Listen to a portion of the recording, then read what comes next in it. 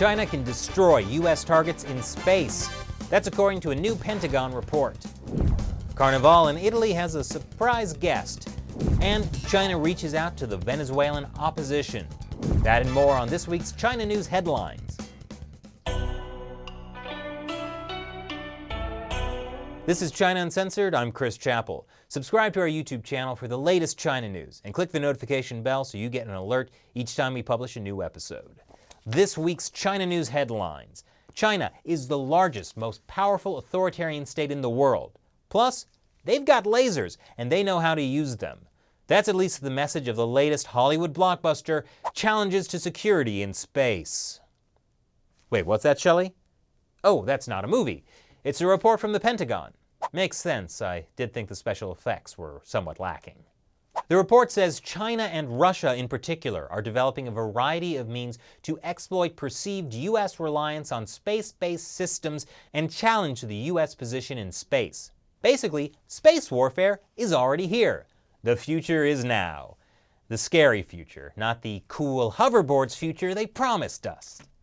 Most people today don't think much about how much we rely on space. Satellites are used from everything from consumer GPS to military weapons targeting to intelligence gathering.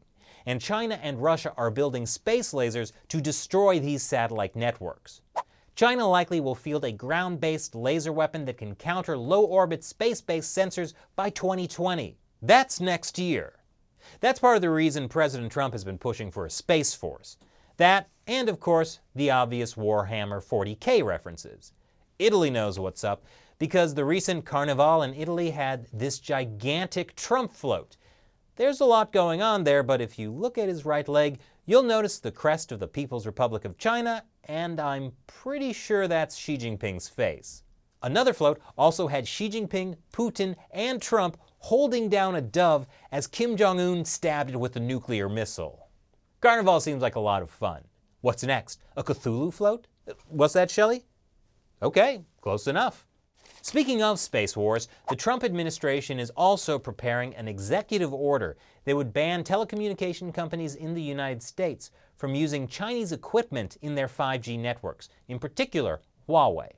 Though it seems like the executive order won't mention Huawei or even China by name. Rather, it's geared at adversarial powers. No adversarial power in particular, it could be anyone. And in trade war news, it looks like the U.S. could extend the deadline on trade negotiations with China by 60 days. Otherwise, if no agreement was reached by the current deadline, March 1st, the U.S. has said it would slap 25% tariffs on $200 billion worth of Chinese goods. The biggest challenge, though, making sure China keeps its promises. To that end, according to anonymous sources who spoke to the New York Times, American negotiators want to create a mechanism that would automatically raise tariffs on Chinese goods if its exports to the United States keep rising. Trump and Chinese leader Xi Jinping should be meeting soon to hammer out more of the trade deal. And something tells me Trump may be getting a slightly frostier welcome compared to the last time he was in the Forbidden City. That was in 2017, before he launched the trade war. The Chinese regime has been propping up the dictator of Venezuela, Nicolas Maduro, with money, weapons, and surveillance technology. The only problem, other than that not being cool, is that now this guy, Juan Guaido, has declared himself interim president, and most of the world is backing him. Man, he looks like Obama. Wait, have we ever seen the two of them together in the same room at the same time? Come to think of it, I've never seen Batman and Shelley in the same room at the same time. I wonder. What's that, Shelley? Oh? Oh, really?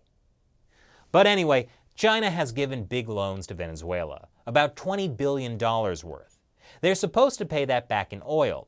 And if Maduro goes down, which seems more and more likely, the Chinese regime is going to want to make sure Guaido doesn't renege on those agreements, or do what the new Prime Minister of Malaysia has done, and cancel a whole bunch of Chinese investment deals.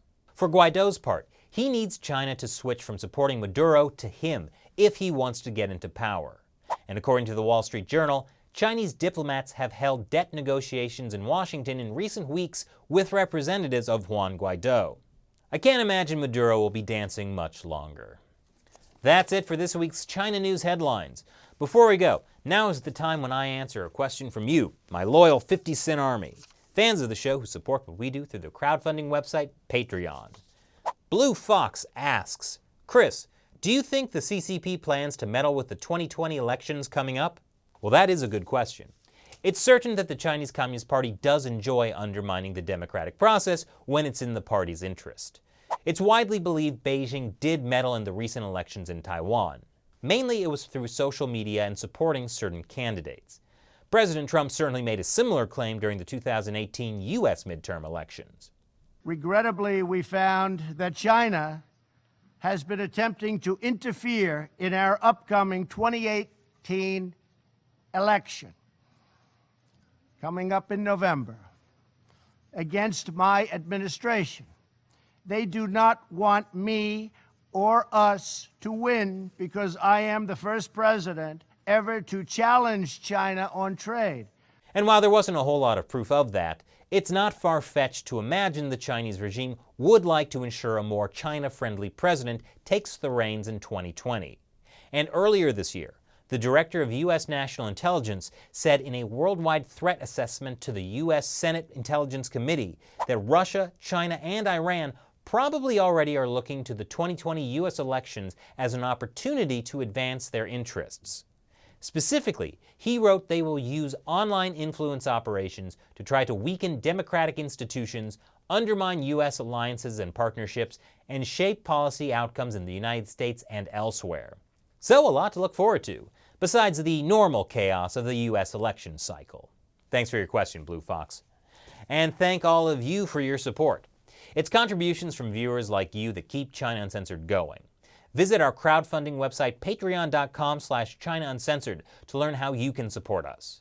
And when you do, as a way of saying thank you, I'll answer your questions on the show. Thanks for watching China Uncensored. Once again, I'm your host, Chris Chappell. See you next time.